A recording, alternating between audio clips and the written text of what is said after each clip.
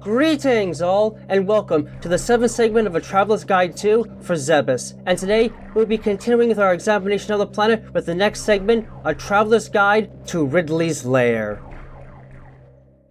Lower Norfair, also commonly known as Ridley's Lair, was a seething cauldron of magma filled to the brim with hazards and monsters that could easily destroy those that did not enter with at least the power of the gravity suit or something similar at their disposal.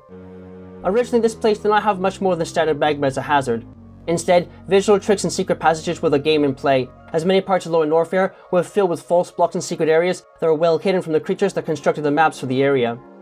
It was here the hunter was forced to fight off and kill an adult Imago, before ultimately confronting Ridley for the first time since her childhood and managing to defeat him during the events of her Zero mission. After the first defeat of Mother Brain, her planted time bomb actually generated tectonic motion deep in the bowels of Norfair that caused the lair to break apart and be filled with intense magma that even the gravity suit was unable to defend against. This new area was a much more dangerous lair than ever before. Gone were the tricks and traps, and in their place were devastating pools of superheated magma and some of the strongest monsters to be found in all of Zebes, particularly in regards to the Zebesian space pirates. Still, the hunter was able to navigate this land after destroying a gold Chozo guarding a screw attack upgrade, and defeated Ridley once again here and for the very last time, for Ridley would die here as the planet was destroyed shortly after his fall. Before we take a good look at the unique biota of this area, it's important to note that, as far as previously covered organisms go, this area was home to the Deskiga, Ghidorah, Holtz, Viola, Multiviola, Zebo, Alcoon, Dragon, Foon, Key Hunter, Magdalite, Namahi, and Ripper 2. With that out of the way, it's time to take the journey down into the bowels of the planet and see what other unique biota can really be found here.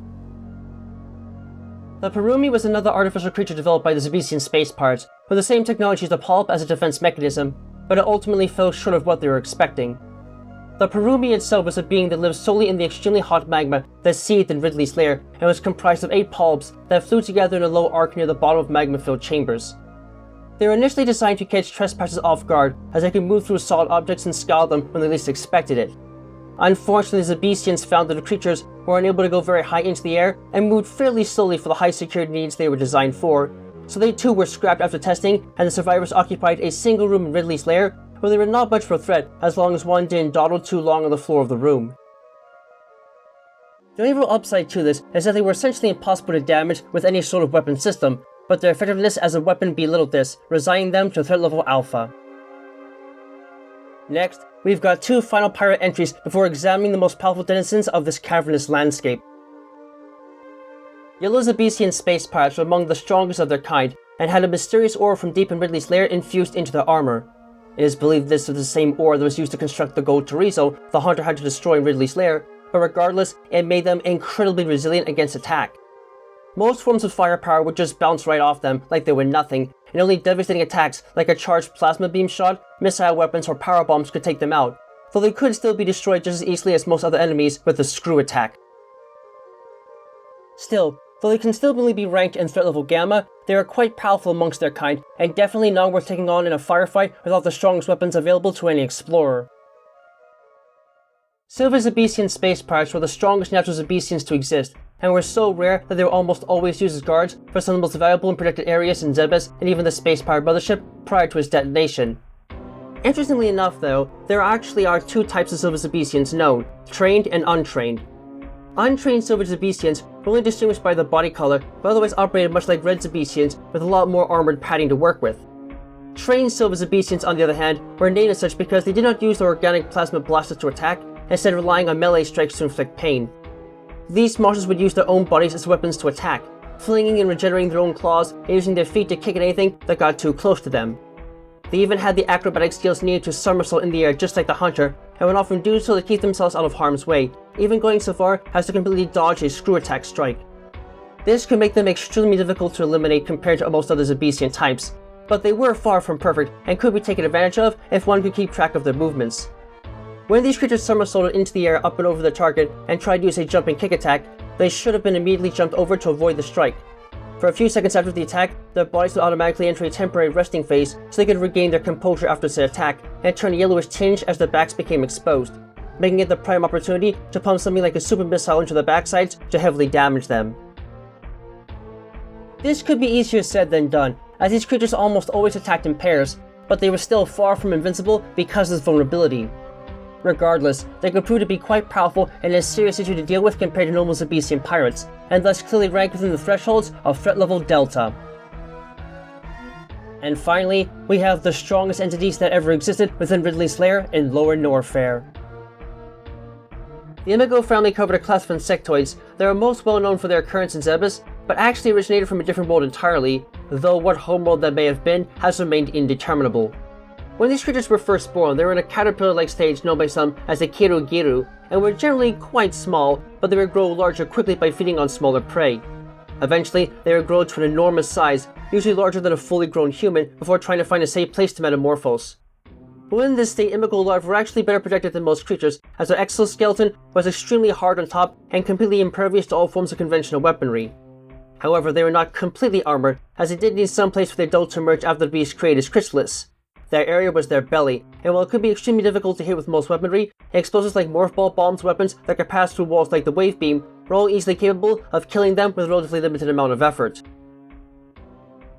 In this form, it could also be said that these creatures were fairly slow moving and preferred to stay in one spot so they could conserve their energy as much as possible. As such, they are best placed within threat level beta, and when these creatures stop moving completely and start to curl up into a ball shape, it is usually a sure sign that they were ready to create their chrysalis and mature into their fully adult form. When they finally came out of the pupa stage as fully grown adults, Imago were behemoth insectoids that are so heavily armored they could take an entire squadron of fighters just to take down an individual specimen. Their massive bodies were highly disproportional in terms of weight, as their wings were surprisingly small, and it remains uncertain as to how they were even able to heave their bodies into the air, let alone fly around, and at incredibly high speeds.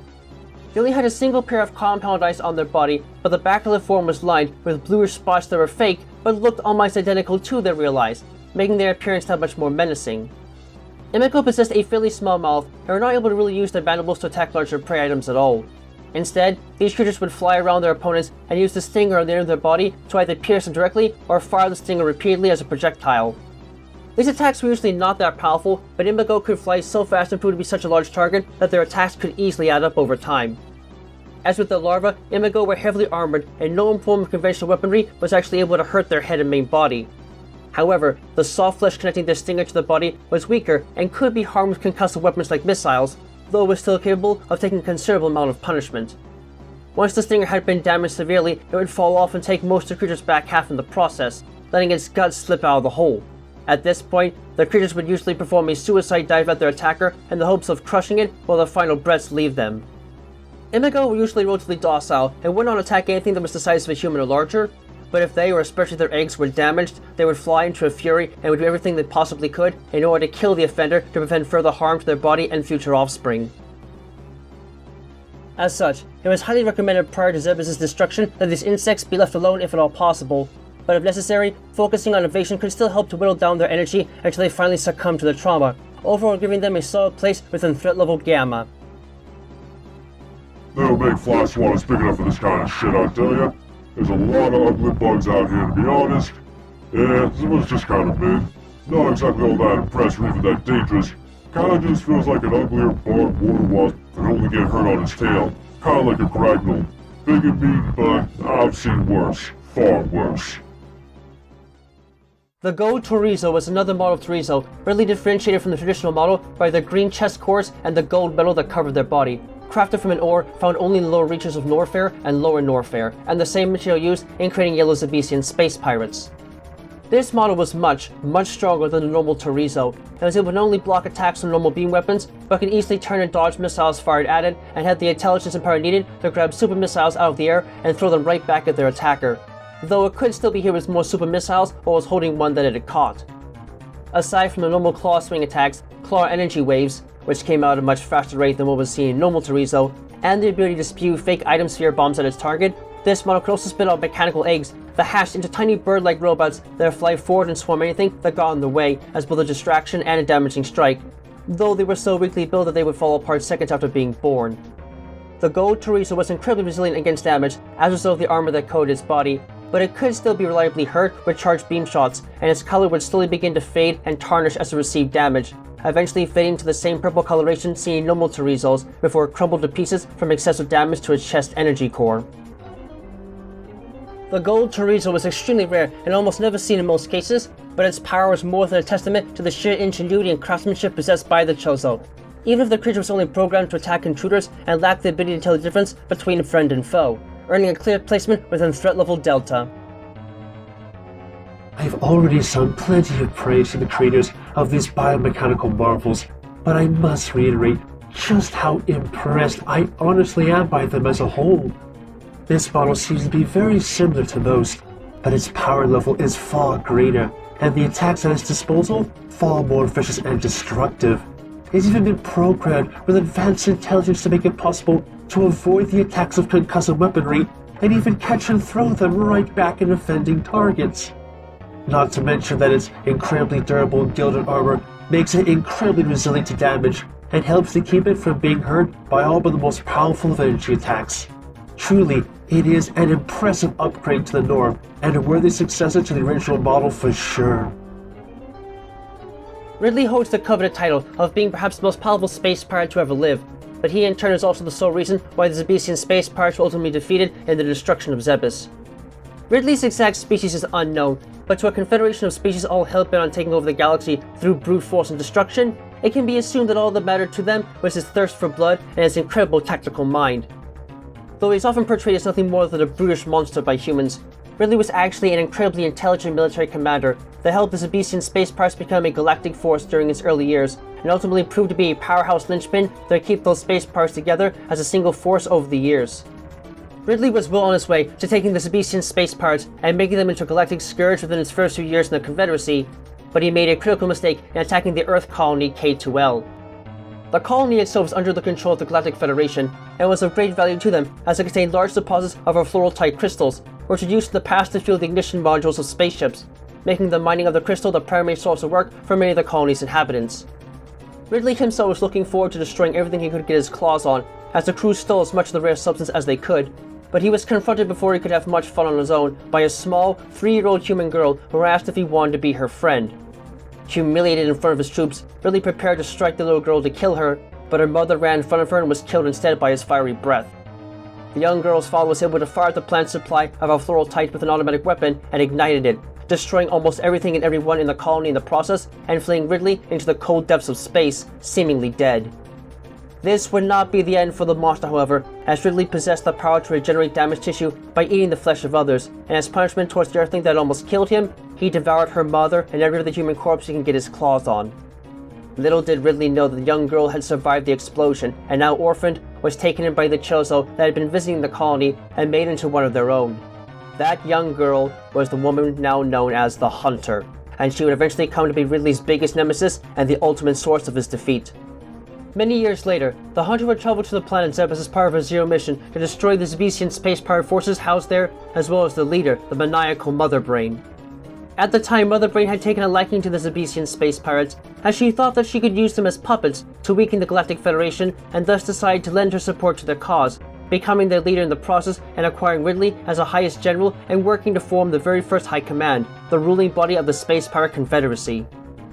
While he wasn't on Planet Zebes at the time and never planned on leaving the comfort of the space pirate mothership until the war was over, news of a bounty hunter defeating Kraid alerted Ridley in High Command and forced the former to land the mothership near the ruins of Chozo while he went to investigate this bounty hunter.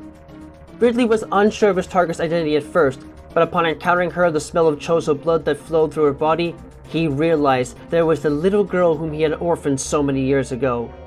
Though he did his best to frighten and eventually torture the hunter with memories of her past, she was ultimately able to get over her PTSD and used all the power she had available to her to defeat Ridley, seemingly killing him. Though this would ultimately prove to not be the case, and the Fiend would resurface in his fully organic self years later on the planet, only to be killed by the Hunter once and for all prior to the final destruction of Zebes. In the normal organic form that the Hunter first faced in the depths of Norfair, Ridley was a powerful monster whose elongated neck, draconic body form and terrible appearance struck fear into the hearts of lesser beasts. Ridley possessed a fairly gaunt but nonetheless muscular frame with an elongated mouth filled with razor-sharp teeth perfect for grabbing and tearing apart prey, as well as sharp claws on his 2 pairs of toes and 3 pairs of fingers, completed with a bladed tail and a glow to his eyes that terribly frightened all that dared to look at him directly. He did not have access to any special weapons like other Zebesian space pirates, but he didn't need them, as his organic body was more than capable of delivering punishing blows on its own. Unlike other Zebesian space pirates, Ridley actually had large wings that enabled him to not only fly in the air, but could do so quite rapidly, allowing him to quickly get the high ground in just about any situation. His claws were strong enough to cut through weak metal without additional enhancements, and his dexterity is quite impressive, as the existence of an opposable thumb enabled him to grip objects like bounty hunters and scrape them across the walls of a room to destroy the armor from friction alone. He possessed a very long and highly armored tail that could smash through solid rock when flung around, and could be stabbed into the ground like a giant stake, forcing it up and down a row in order to pierce and completely destroy anything below his body. Finally, he had the ability to spit a number of fiery projectiles using a combustion organ near his chest, either as a series of individual fireballs or solid streams of them that could easily roast anything and everything that got in his way. Ridley was incredibly resilient against pain and capable of withstanding basic beam weapon systems without feeling a thing, but his thin body was not heavily armored and was thus vulnerable against the concussive force of weapons like missiles and super missiles.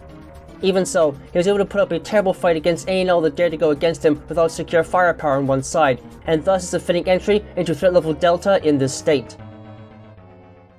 While the scorching heat of Norfair on its own could make it a hazard for some to traverse, it was of little issue compared to the intense heat and deadly creatures that occupied its lowest depths within the bowels of Zebes, and there were more than a few ways there could prove to be an easy death sentence for any explorer that would do their best to reach it. Aside from the extreme magma and powerful Zebesian space pirates that dwelled in this land, traps and tricks abounded that can make it easy to get lost without any hope of escape if one was not clever enough to find a solid way out intact. With these issues together as a whole, and a maze-like state that only those with astute understanding and careful planning could traverse, this was easily one of the hardest places an explorer could try and cut their teeth on, and was only recommended for those that knew how to deck out threats quickly and carefully to avoid the worst the location had to offer. I am honestly quite thankful that we did not have to visit this place for real in this instance, as I don't like heat that much, and the forces present likely would not have been very happy to see most of our crew. But next up, things are going to take an even bigger turn towards danger, as we explore both the ancient ruins of Chozo and the interior of the space pirate mothership. Thank you all for watching this video. We here at Space Pirate Science Team take our work very seriously, and we genuinely wish to be as informative as possible when it comes to the work we conduct here, for both ourselves and in the name of science. If you enjoyed this video, please like, subscribe, and comment to help us get greater recognition out there to inform the greater populace of the universe as a whole. Also, feel free to keep track of us through Twitter, as we'll be posting notices there every time something new is submitted for your viewing pleasure. We hope to see you all in the next video, no matter what world it may take us to.